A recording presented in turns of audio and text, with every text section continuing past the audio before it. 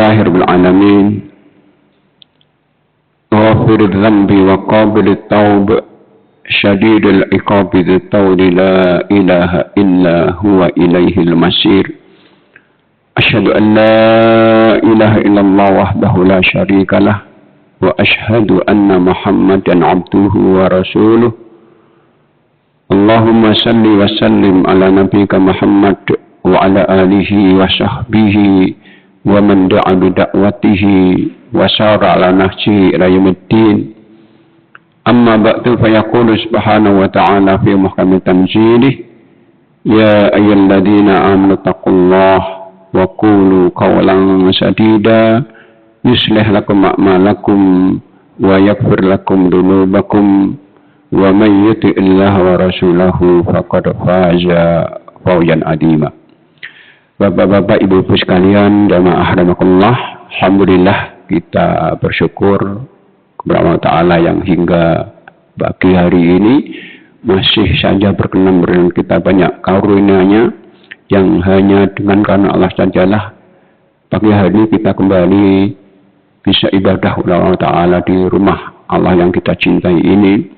Mudah-mudahan Allah berkenan untuk meridai dan mudah-mudahan berkenan untuk mencatat semua aktivitas kita di pagi hari ini sebagai bagian dan dari ibadah kita yang mudah-mudahan nantinya bisa menambah berkatnya timbangan kebaikan insyaallah. Allahumma amin. Para jamaah sekalian, hidup dan mati ini adalah suatu hal yang pasti.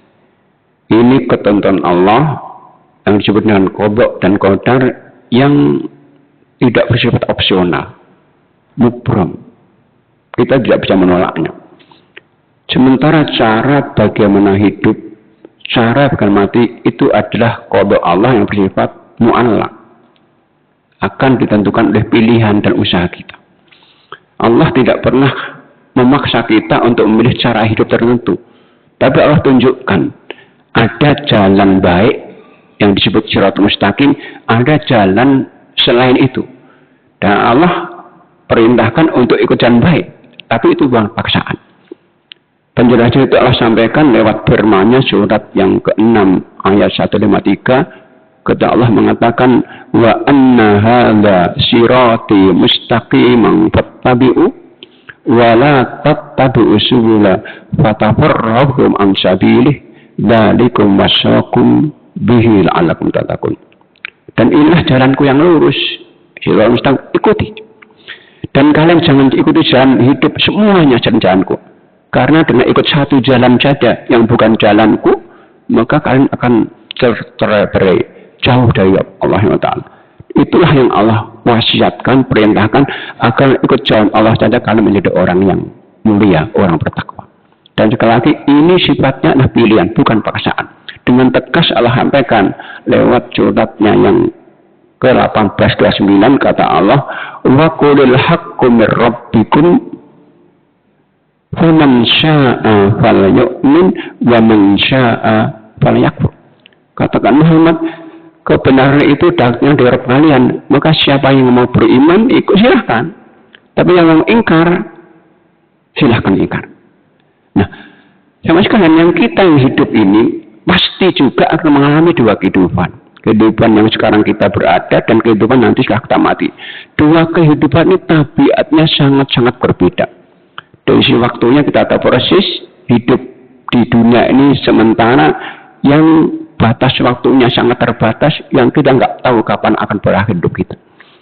Cuma kehidupan setelah mati nanti kehidupan yang waktunya tidak ada akhirnya, abadi sifatnya. Itu dari sisi waktu.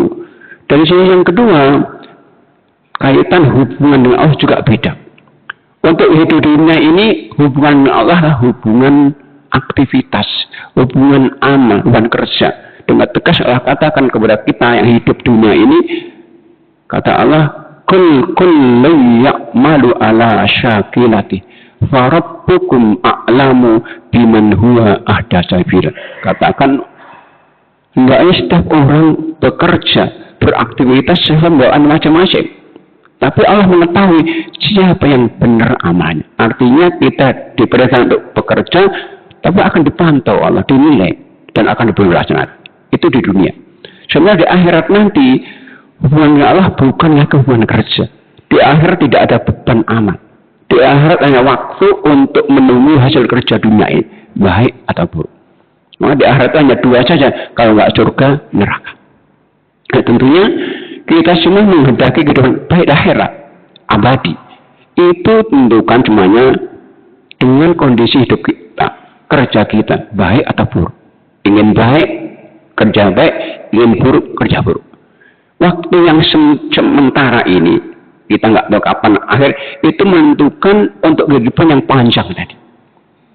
Nah, amal-amal, kerja-kerja dunia yang akan menjadi bekal hidup di akhirat untuk menjadi hidup baik itu hanya satu, sebut Allah ibadah.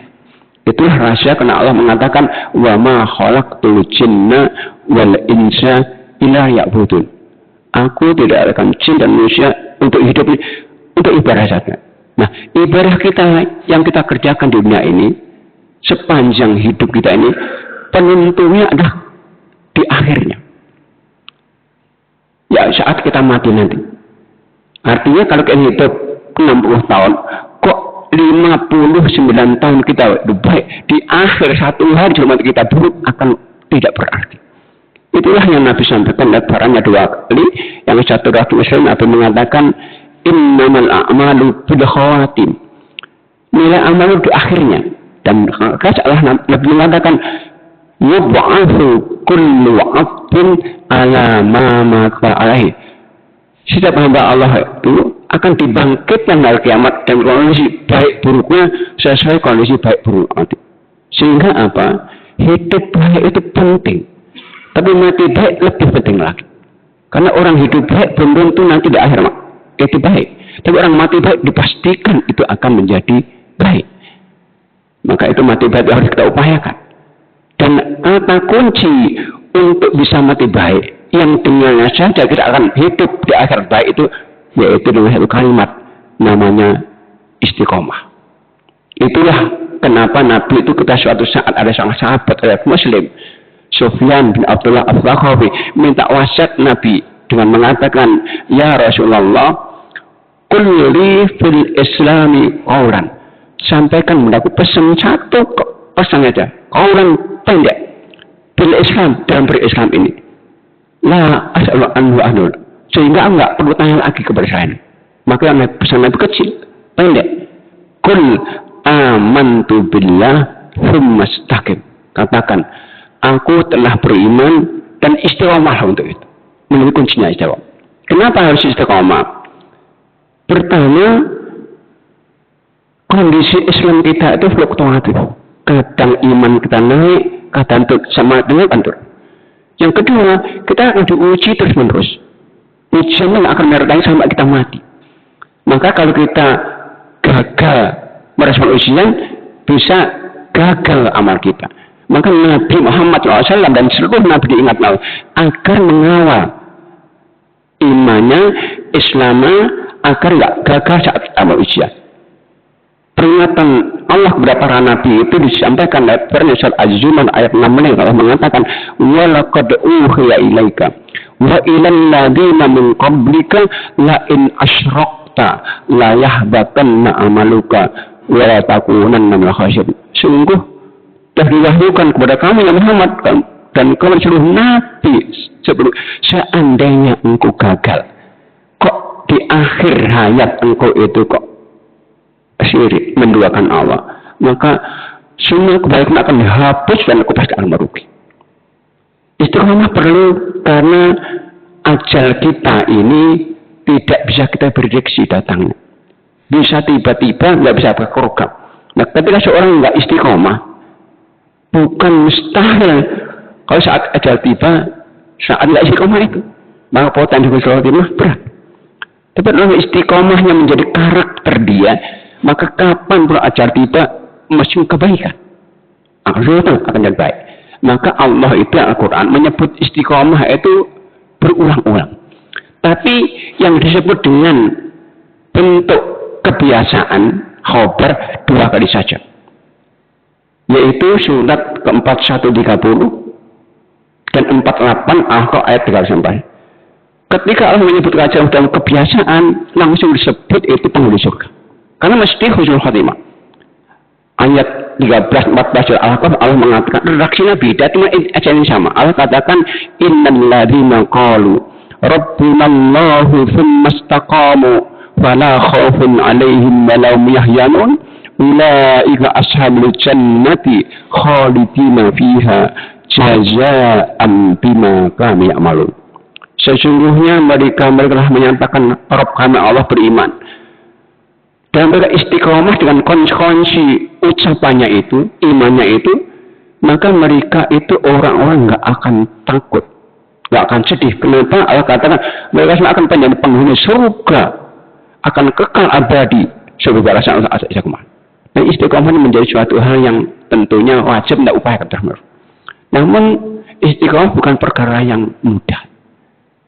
Ini perkara yang sangat berat. Maka ada sebuah riwayat asar Nabi mengatakan Nabi pernah riwayat bersabda sayyabatni Hud wa akhawatuha, surat Hud yang ada perintah istiqomah fastaqim itu membuat aku ubahna. Kenapa disebabkan ada perintah itu berat? Karena itu untuk istiqomah para ulama mengatakan minimal ada 3 upaya. Pertama, pastikan kita jangan ibadah kecuali dengan memberikan semua potensi terbaik saja. Ya waktu terbaik kalau sholat, pikiran terbaik, kalau infak ya harta terbaik. Jangan yang sisa-sisa untuk Allah. Ittaqullah haqqa tuqatih, optimal. Itu pun nggak mungkin sempurna. Karena tabiat ibadah itu berat, karakter kita lemah. Wahai kalian misalnya dhaifah. Maka seoptimal apapun upaya kita, karena kelemahan nggak mungkin kemudian kita itu akan sempurna. Nah karenanya upaya kedua adalah pastikan lingkungan di mana kita hidup, di rumah kita, tempat kerja, lingkungan yang baik, lingkungan yang Allah katakan yang siap untuk tawasau bil haqqi, lingkungan yang siap untuk mendukung, membackup, mendorong, memberi ketika kita lemah dan mendukung ketika kita melakukan kebaikan. Lingkungan itu menentukan, karena manusia tabiat akhlak mudah terpengaruh. Kalau kita milih lingkungan yang baik, nggak apa-apa terpengaruh. Tapi kalau lingkungan buruk di rumah kita, potensi terpengaruh juga ada. Maka Nabi berpesan kepada kita, almar'u ala dini khalilihi falyanzur man yukhal. Seorang tergantung agama kepada temannya, lingkungannya. Maka hendaknya milih siapa yang akan diajak berteman. Ini yang kedua. Nah, upaya kita dua ini dengan berupaya ibadah yang optimal dan berlingkungan baik itu adalah ikhtiar manusia, tidak ada jaminan. Maka sertai upaya itu dengan doa, dan doa. Doa itu senjata kita. Doa itu adalah untuk mengetuk pintu langit agar Allah berikan taufik dan upaya kita itu. Maka Ramadan adalah waktu yang luar biasa untuk berupaya optimal ibadah dan untuk membuat lingkungan baik dan untuk berdoa. Doa, dan doa. Ini penting. Nah, Nabi mengajarkan kepada kita banyak doa-doa untuk istiqomah. Di antara Quran mengatakan dalam doa yang Allah ajarkan surat 3 ayat 8 doa Allah katakan Rabbana la tuzigh qulubana ba'da idh hadaytana wa hab lana min ladunka rahmah innaka antal wahhab. Atau doa Nabi yang ajarkan lagi kita Allahumma ya muqallibal qulub tsabbit qulubana ala dinik wa ya musarrifal qulub sarrif ala ta'atik Allahumma inna ala dzikrika wa syukrika wa husni. Ini doa-doa yang kita panjat minta Allah agar bukan lagi jabal zat yang menetapkan hati kita, untuk memberikan kita kemudahan untuk istiqomah. Barang itu yang saya katakan mudah-mudahan Allah Ta'ala akan memberikan kita kemampuan, taufiknya untuk bisa istiqomah di jalannya, sehingga Allah akhirnya pilih kita semuanya, teman sekalian, sebagai hamba-hambanya yang pantas untuk mendapatkan baik dunia, baik akhirat, berkat kepada kita Allah Rasulnya. Aku berdoa Assalamualaikum warahmatullahi wabarakatuh.